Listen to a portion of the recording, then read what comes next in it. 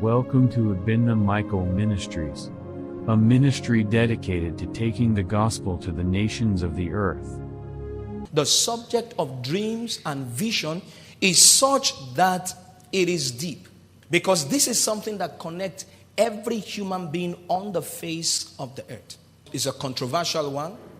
The reason being that there is no laid down doctrine in the scriptures. There is no laid down doctrine in the scriptures that gives an explanation or interpretation to dreams. There's no lay down. You don't find it. You don't find it. The steps are not taught. So many who come out to say they want to teach on the interpretation of dreams are viewed as false teachers or false preachers or false ministers of the gospel, because they have given a whole lot of errors.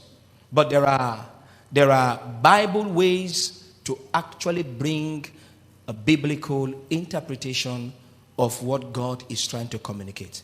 1 Corinthians chapter 7, verse number 6, when it comes to the subject of the interpretation of dreams, I want to say something. 1 Corinthians 7, 6, look at Paul. Paul was speaking about the issue of women, marriage, sexual intercourse, virginity. He was talking about all of these things because they are in the Bible. Then he now says, I want you to know before I proceed that I speak this by permission and not of commandment. That means I am not laying a doctrine here. I am not commanded, but I'm permitted.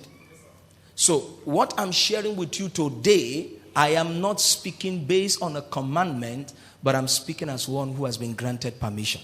There are more than one ways to whatever you see. And what I say here or teach today is not the final. You could stumble on other things scripturally, and you could just improve your life from there also and improve your walk with God. So don't base all of them on what Pastor Bin has said. There is more.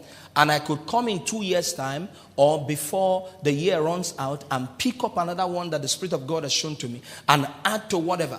That's why I love, there's a ministry I love. What they do is, if the man of God teaches on faith, they title it Faith 01.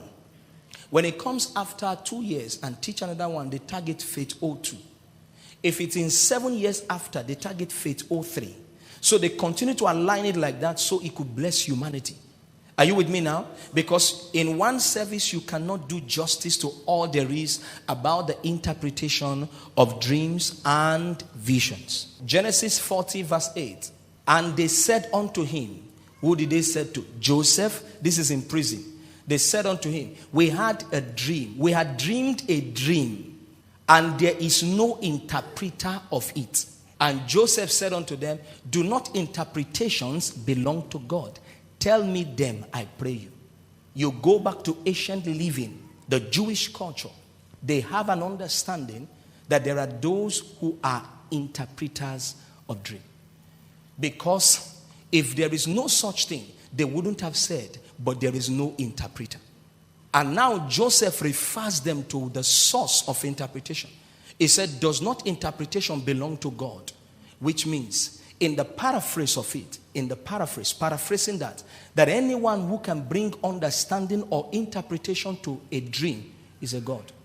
He rules in a certain sphere. That God has the knowledge of all things. God understands all things. So anyone who can consult or make contact with the God, anyone who can make contact with the God who can bring interpretation to dreams, truly knows that God, because it belongs to God. Lift up your right hand. Say, today, I gain understanding. Say amen. Growing up, I heard a lot about dreams and vision. I don't know about you, but growing up, if there was one person I know who randomly would have dreams, it was my mother. If she's dishing food and close her eyes, she has dream. If she just laid down, even in the bus, to move from here to here, she'll tell you, I just had a dream now. 2 Corinthians 12 verse 1. There are people like that. Do you know, statistics shows that women dream more than men. Women are more dreamers than men. What did he say? Paul is writing, he says, it is not expedient for me, doubtless, to glory. He says, but I will come to visions and revelations of the Lord. I will come. When the matter of visions and revelation come up, it says, I will come. Brothers and sisters, I came for the subject of visions and dreams. Now, let me break it. In the realm of the spirit, visions are higher than dreams. Visions are higher than dreams. Dreams are lesser. I have met people who try to relegate it or say that they don't exist. But the truth is that dreams and visions are real. In the spirit, there is something called the language or the languages of expression.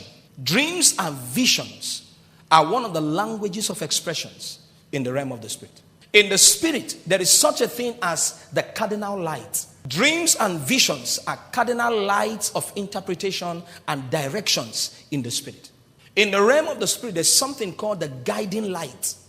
That means one of the ways by which God will guide his own or an individual is through dreams and vision. They are both instruments of warnings and directions in the realm of the spirit. Dreams and vision are not only for believers. No. When you study the Bible, you will discover that most of the people that the Lord even spoke to through the agency of dreams were mostly not believers. So they give direction. They give warnings. The question is, do we listen to them?